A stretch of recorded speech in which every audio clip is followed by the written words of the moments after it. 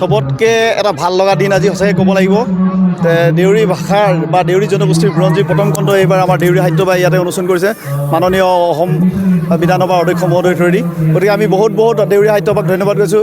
এই বুৰঞ্জীৰ দ্বাৰাই জাতিৰ এটা আমাৰ যিখিনি আমি নজনা বস্তু আছিলে আমাৰ উঠি অহা প্ৰজন্মই নিশ্চয় জানিবলৈ সক্ষম হ'ব। আৰু এই দেউৰী জনগোষ্ঠীৰ ৩৬ সংখ্যক ত্ৰিবাহীৰ পৰাই আমাৰ দেউৰী ভাষাৰ যি কবিতা আবৃত্তি, দেউৰী ভাষাৰ গল্প লিখনি, দেউৰী ভাষাৰ বিভিন্ন যুৱ সমাজৰ উঠি অহা যুৱসকলে ইতিমধ্যে ইয়াত পৰিৱেশন কৰিছে। খুব ভাল লাগিছে, সঁচাকৈ এটা উদুলমুলি পৰিৱেশ। ভৱিষ্যত প্ৰজন্মৰ কাৰণে আমি এটা যেন ইয়াত এই ৩৬ সংখ্যক ত্ৰিবাহীক নন্দেশ্বৰ ক্ষেত্ৰৰ পৰাই দেউৰী সাহিত্যসভাৰ ত্ৰিবাহীক নন্দেশ্বৰ ক্ষেত্ৰৰ পৰাই যেন কিবা এটা পাম আমি আশা কৰিছোঁ।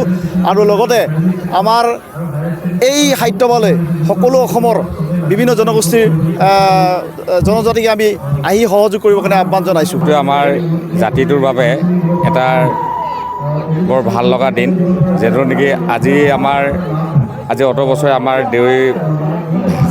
দেউৰী জাতিটোৰ বাবে বুৰঞ্জী প্ৰকাশ হোৱা নাছিলে, যিহেতু নেকি আজি পোনপ্ৰথমবাৰৰ বাবে আমাৰ মাননীয় বিধানসভা অধ্যক্ষ মহোদয়ে আজি আমাৰ বুৰঞ্জীখন তেওঁ আজি হাতেৰে আজি প্ৰকাশ কৰিলে।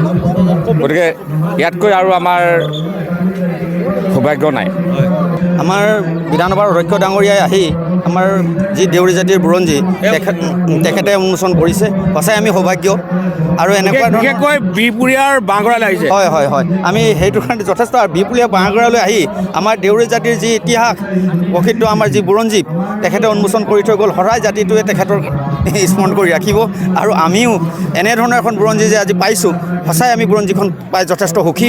আৰু ইয়াৰ উপৰিও আমাৰ বহুখিনি গ্ৰন্থ ইয়াত উন্মোচন হৈছে, যি গ্ৰন্থৰ যোগেদি আমাৰ দেউৰী জাতিটোৰ কলা কৃষ্টি সংস্কৃতি এই সংৰক্ষণ থাকিব। আৰু কিতাপৰ যোগেদি আমাৰ গ্ৰন্থৰ যোগেদি প্ৰকাশ হৈছে। আৰু সকলো উঠি অহা প্ৰজন্মই তাত অন্ততঃ অধ্যয়ন কৰি কেনে তাৰ সবিশেষ জাতিটোৰ উত্তৰণৰ ক্ষেত্ৰত আগুৱাই নিয়াত এটা ভাল ধৰণৰ এটা পদক্ষেপ বা শক্তিশালী এটা পদক্ষেপ ল'ব পাৰিব বুলি আমি আশাবাদী।